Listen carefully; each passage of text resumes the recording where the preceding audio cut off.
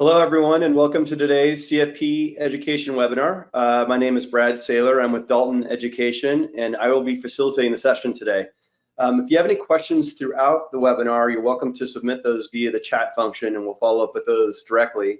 We'll also have an opportunity for you to submit questions at the end of the webinar through a survey.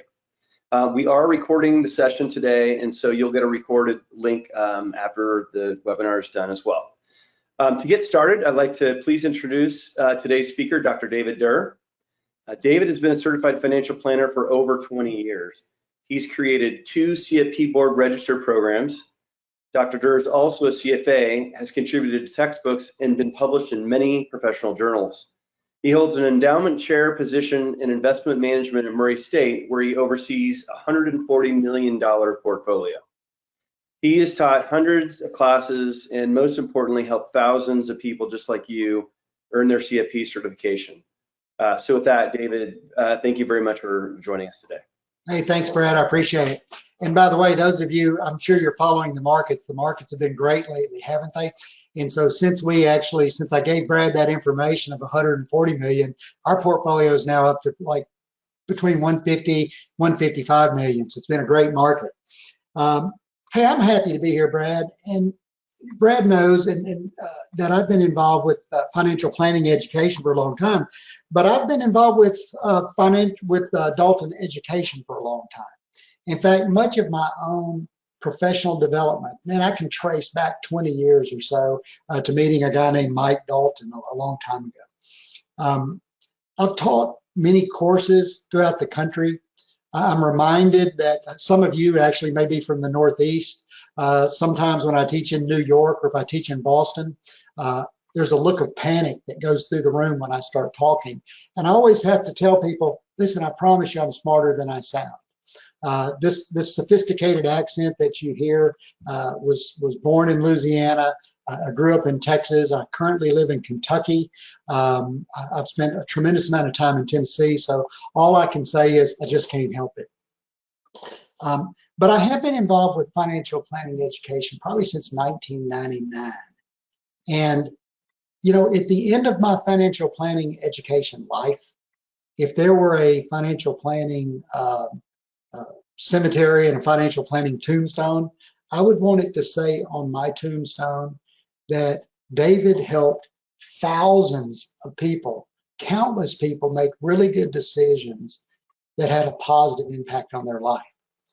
And maybe underneath it, it could say, and he helped thousands of professionals, young and old, maybe much like yourself, gain valuable knowledge that not only changed their lives, but also changed the lives of the people that they touched and that they helped.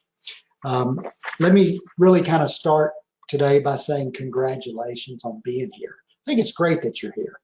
I think it's great that you want to know a little bit more about financial planning and that you probably recognize that the CFP designation and certification is certainly worth learning about. So congratulations on being here. So this is what we're looking at today, right? Here's our agenda. Why the CFP certification, your path to certification, and then the Dalton difference. We could also say maybe the why, the how, and the who. So when we start with why the CFP certification, I really want to step back for a second. And let's say, well, why financial planning? Okay. And so when I start to describe financial planning, and I try to explain financial planning to different people, different levels, I break it down this way. I say financial planning is really about getting from here to there. Right? Here is obviously where we are today or where our clients are. But there could be financial security, financial independence, the attainment of legacy goals, maybe getting our children to a point where they're in a position to be successful. So that's what financial planning is about, getting from here to there. But also trying to think about all of the things that could change our path. What are some of the things that could derail us as we try to get from here to there? Maybe inadequate savings, maybe a job loss, maybe a death of a wage earner, maybe inappropriate investments, uncovered catastrophic risk, poor tax planning. There are lots of things that could derail us. And so the financial planning process really is about trying to help us get from here to there, taking those things into account. Also want you to think about how the path might change because of maybe children or grandchildren or divorce, right? So the job of the financial planner, more specifically the certified financial planner, is to get our clients from here to there. And the CFP certification is designed then to equip us with the tools so that we'll know how to do that. You know, you can't prepare for something that you don't understand, and you certainly can't protect if you don't know the tools that are available to you. And so the CFP certification is really designed to give you the skill set to be able to help those clients and to make those decisions. So now, why the CFP certification? Well, when I look at this slide, hey, remember, I'm a college professor. I teach a lot of finance and investments classes. I always see a formula here. Credibility plus knowledge equals income, right? No doubt at all. The CFP certification is going to give you credibility. We'll talk about that on the next slide, I believe. And it's most certainly going to give you the knowledge, because the curriculum that we've designed is designed to give you that knowledge. And in addition to the amazing job satisfaction that you're going to receive being able to help people, there's also a tremendous amount of income potential attached to that. So credibility. I want you to think with me and just pretend for a moment that you are going to interview 4 to 5 professionals, tax professionals. You're going to try to select someone. You want to enter into a professional relationship with someone who's going to do your taxes, create tax strategies, and provide tax advice. All right. I want you to think about some of the questions that you're gonna ask each one of those candidates. You're going to ask things like, hey, how long have you been in the business? You're going to say, how many clients do you have? Hey, how many people do you have working with you? Have you developed any kind of specialization, right? But I know another question that you're going to ask. You're going to ask each one of those individuals if they are a CPA. Are you a certified public accountant? Now, I don't know for sure, neither do you, that you would necessarily always pick the CPA. I'm not sure about that, but I am certain that that question is going to be asked. Well, people are asking the same type of question of their financial planners. They're saying, are you a certified financial planner? Are you a CFP professional? Will there be a CFP professional assigned to my account? Credentials certainly matter. You can see this chart here, and it shows us in a survey that 90% of ultra high net worth clients, now I don't think that's college professors, but 90% of ultra high net worth clients say that credentials are important, right?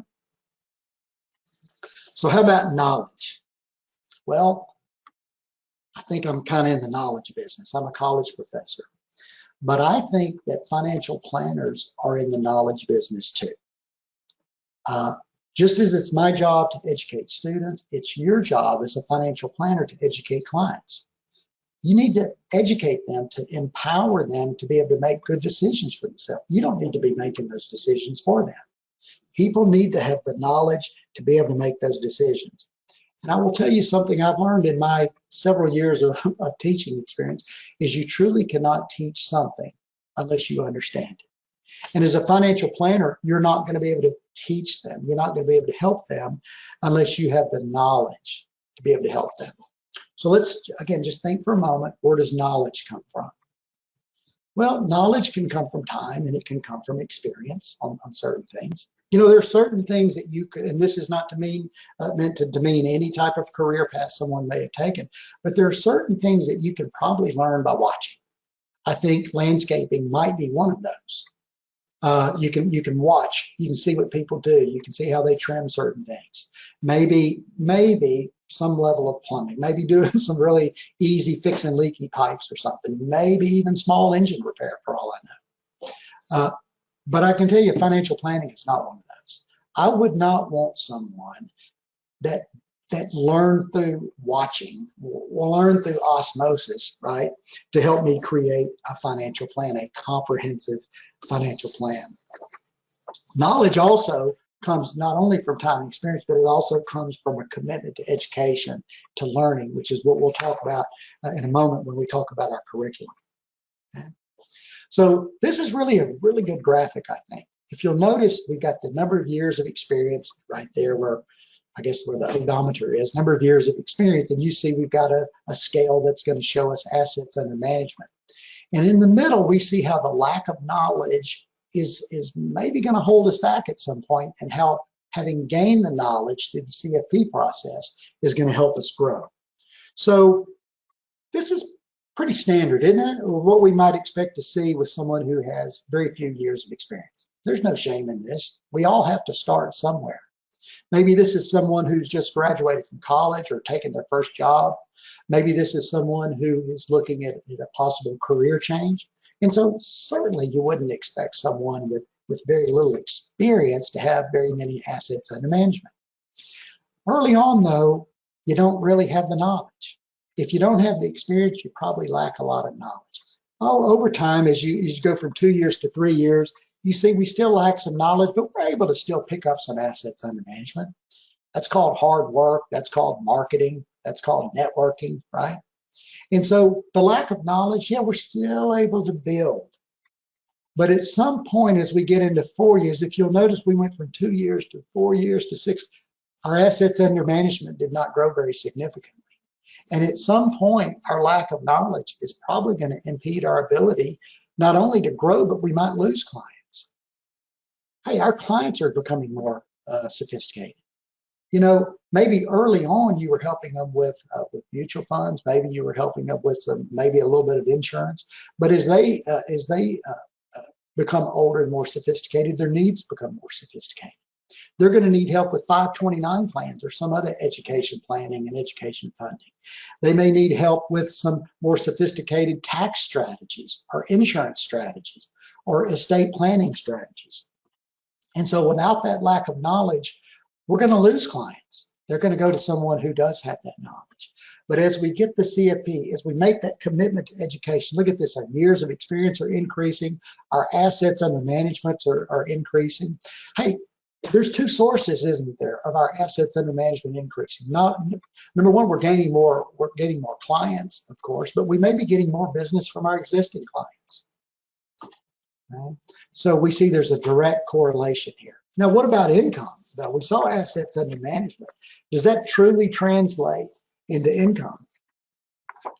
The answer is yes, it does. This graphic shows us, right, that the income or the earnings potential, the earnings difference between someone who's a certified financial planning professional and someone who's in the business but who is not a CFP professional is approximately $50,000 per year, right? $50,000 per year. And when you look at that over the course of someone's career, that's $1 million over the course of someone's career. Now, you might think, where did those numbers come from? Well, I will tell you, I didn't create this slide. But what's amazing to me is a personal experience that I have. Years ago, gosh, almost 20 years ago, probably, I started a CFP program in Houston, Texas, right? And it was a 10-month program. The students came in as a cohort and they took, class after class. At the end of that first cohort, one of my students, his name was Patrick. Patrick worked for Equitable, which became AXA Financial Advisors. But Patrick came up to me and he said, David, I want you to know, I earned $50,000 more last year because of what I learned in one class. Turns out it was exactly 50,000, which is what matches this slide.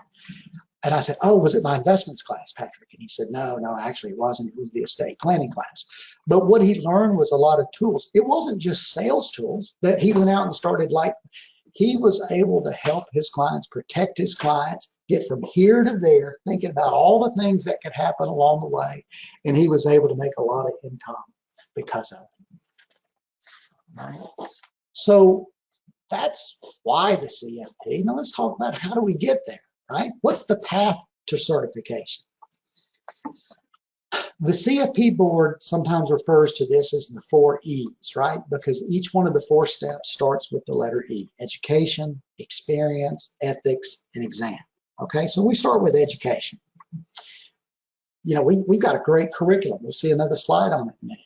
But all CFP board registered programs have to design a curriculum that covers 72 topic areas that the CFP board says is necessary for someone to have knowledge and to be able to deliver competent and ethical financial planning services. So we've got that, okay? The next is experience. Now, before you will earn the certification, there is a work experience requirement, and it's a 3-year work experience requirement. Now, for some of you, this is nothing. Some of you are in the business already, right, into a related business, and so you already have the 3 years. For some of you, maybe that are looking at a possible career change, this may cause you a little bit of concern or pause, but it really shouldn't, okay? Because the experience requirement, it's not required to have the experience before you sit through an education program and successfully complete that, or to successfully sit for and pass the CFP exam. No, it's just once you've done those things, before you can be certified, you have to have the 3 years of work experience. And think about how marketable you'll be. The fact that, again, for those of you that don't have the experience, you're going to be already marketable to be able to communicate that you're in a CFP program. When you have passed the CFP program and you're sitting for the exam, you're going to be marketable. Imagine how much more marketable you'll be when you're able to tell someone that you've passed the CFP exam, you need experience, right? There's also an ethics requirement.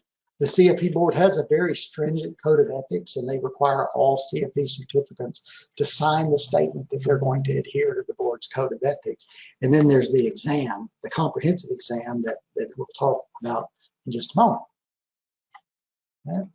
So kind of 3 easy steps to certification. We got the education part of it. And this is where we fit in, right? The education part. We've got a very comprehensive curriculum as part of the education. But let me remind you that when you start, or if you start this process, your goal is most likely to get to number 3 and to pass number 3. It's not to sit for the education courses necessarily and just do that. No, that's part of it. Our goal is to become a certified financial planner. And so our steps to help you get there consist of the education, which is the curriculum, then a CFP review course after you've taken the education, and then finally you'll sit for the exam. I want you to think about a funnel, right? At the top of it, it's wide at the top and it gets narrow at the bottom. The education is really the top part of this funnel.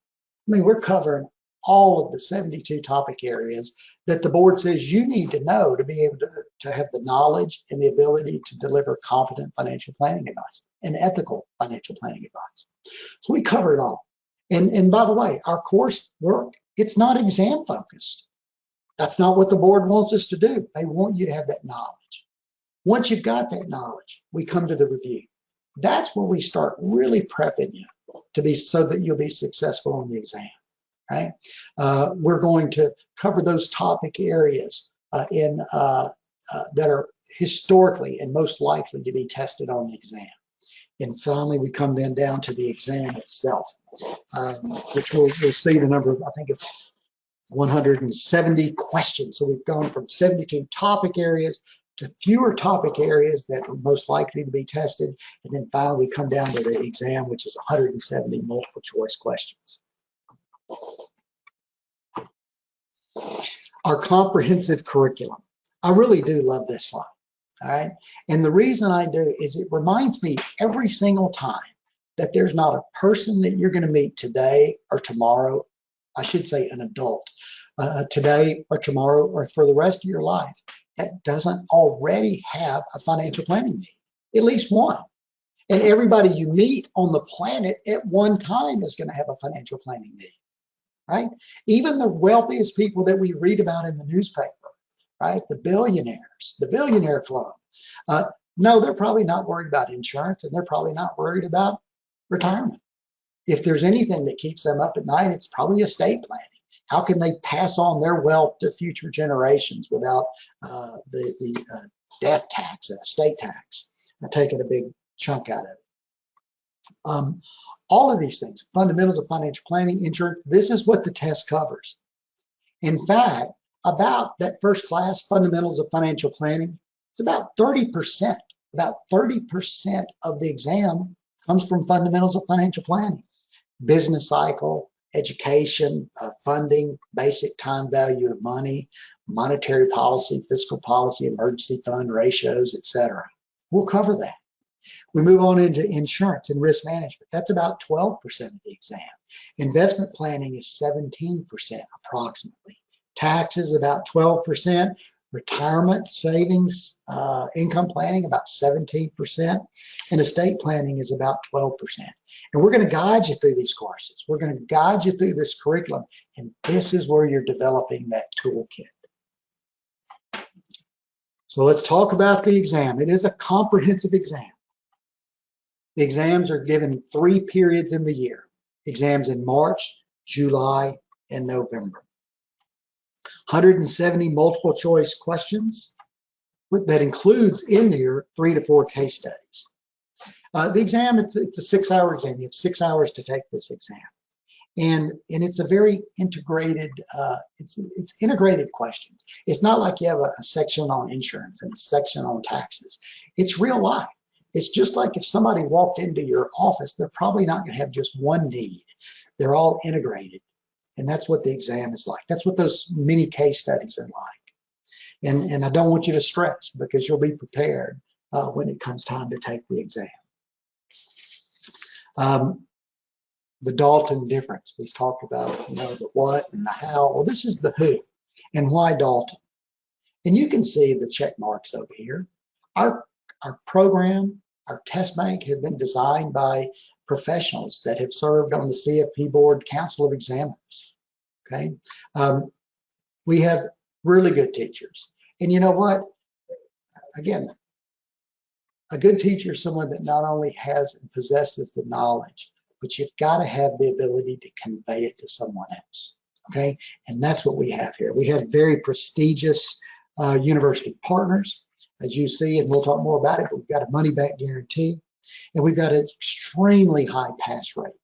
9 of 10 students will pass the CFP exam. We've got a lot of flexibility. I mean, you kind of choose the learning platform that works best for you. We've got a virtual classroom, right? Synchronous learning. Synchronous meaning you can ask me a question. I teach some of the classes, but you can ask questions. You can make comments, right? You've got instructor access. And so some people learn best in that environment. Other people say, I can't do it at the same time everyone else does, so I need my own self-paced plan. And so you've got that flexibility as well to work at your own pace. You still have access to the tools, the learning library, interactive content, a lot of our clips.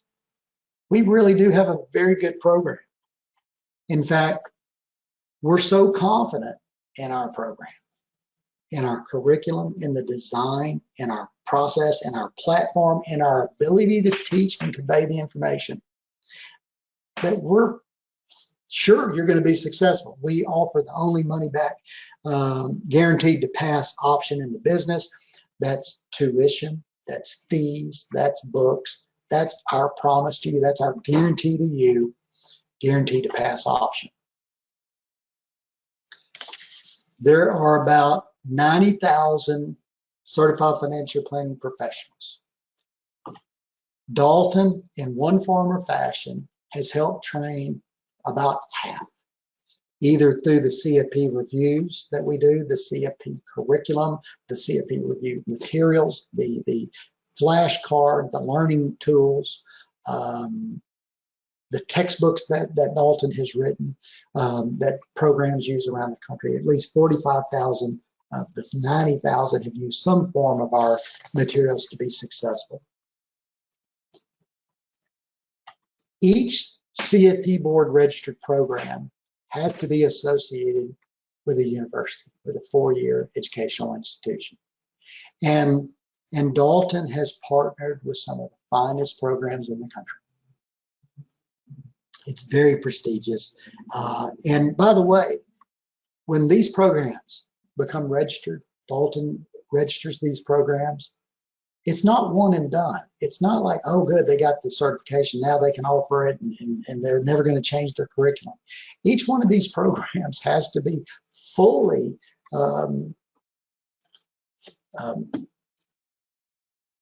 suddenly drawing a blank on the word I'm looking for. Has to be recertified every 2 years. In fact, it's actually a 2-year process in that at the end of the first year, you have to provide some information. At the end of the second year, you provide more information. And what you have to do is update. You have to show the CFP board that that these programs are still covering the curriculum, that still have talented, qualified people teaching. We have to provide updated CVs, curriculum vitas, or resumes on each one of the professors. So these are very prestigious universities, and I would be proud to be associated with any of these. Let's think about what's going to resonate with clients. Okay, so here we've got this impressive young man, Stephen Taylor. He's a financial planner. He's got his business card out there. He's promoting himself. Hey, maybe he's right out of college, so he's not going to have a lot of experience, is he? And he's also probably not going to have a lot of assets under management. But as we saw on that slide, he'll get some business, right? But think about what's going to resonate with your client if Stephen Taylor is a certified financial planner. When he's got those 3 initials past his name, or certified financial planner past his name. We've already talked about that's instant credibility, and certainly confirms that Stephen Taylor has the knowledge to be an effective financial planner. Well, what if it's here now, Stephen Taylor, certified financial planner from a very prestigious university? I mean, imagine that as your client is sitting in your office and hanging behind you two different things. One, the CFP certificate that you get from the CFP board, but next to that is the certificate of completion, a nice big certificate from the prestigious university where you earned and learned that knowledge. So what do we need? What do you need? You know, we showed you a graphic that said $50,000 difference over someone's career, that's at least $1 million. So what would you do for $1 million, right? Well, what we're proposing is 1 hour a day for 1 year or less for $1 million, because that's really what it's going to take. From the time you start our program, make a commitment, do the education, go through the coursework, take a review, take the exam, in a year or less, an hour a day, you could have met the requirements to sit for the CFP exam, taken a review, and hopefully been successful on that exam. So we're grateful that you showed up today. I do want to talk here. You see, we've got these guys that, these guys right here are too busy, right, to consider a change that might be possible, that might be a positive change in their life and have a positive impact, because they're too busy to take a look at that. Listen, we're all busy. And I don't presume to know your schedule better than yours, okay? But we're all busy. We have work obligations, we have family obligations, coaching, church. There's always a reason to not do something, right? There always is a reason to not do something. In fact, that's the path that most people take. Not to be critical, but that's the path that most people do take. I want to encourage you to not let this opportunity pass you by. If you're at an age and a stage where this makes sense for you, it makes sense for you personally, and it certainly probably makes sense for you professionally, then I encourage you to not let this opportunity pass you by. All of us can look back at different times in our lives, pivotal points where we made a decision to do something. And I'd like to share with you mine, okay? I was a happy little college professor 20 some odd years ago, okay? And one day I met a guy named Mike Dalton. And shortly thereafter, I met his son, James. And I had a young family. I had children that were, in swim meets and so forth. And I was still able to balance it. But I hitched my wagon to Mike Dalton a long time ago. And I will tell you, he has helped shape my career. I don't pretend for a moment, I'm not saying, look at me, I've arrived. But I will tell you, I'm very happy with where I am and what I've accomplished. And I can trace it back to saying, sure, I'll do that. Right? I'll do something that not everybody else is doing. And so along the way, not only did I earn the CFP designation, it led to the CFA designation, it led to a lot of things, and it led to this seat that I'm sitting in here, quite honestly, right now, as an endowed chair and president of the foundation. So I would say, give some serious thought to this. Don't let this opportunity pass you by. There are always going to be different factors, okay, in your life that you have to consider. But sometimes the price of not changing is just too great. So anyway, best time for your next step in your career is now. I can promise you this, you will never regret having earned the CFP designation. So that's what I have. Thanks, Brad. I appreciate this opportunity to address everyone. And yes, David, thank you so much for spending time with us today.